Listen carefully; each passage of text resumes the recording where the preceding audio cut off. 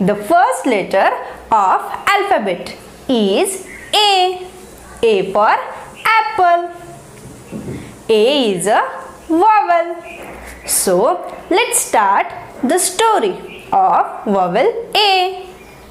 Amy, the little boy, went to the market with his mama, and there he saw apples, crunchy red apples. He wanted apples, so he cried like, apples, I want apples, apples, apples, I want apples, apples. Amy नावाचा एक छोटासा मुलगा mummy बरोबर मार्केटमध्ये गेला होता. तिथे तो रेड क्रंची ॲपल्स बघतो.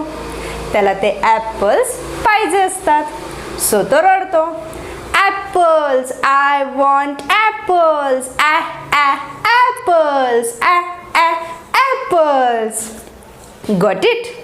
The sound of vowel A is A.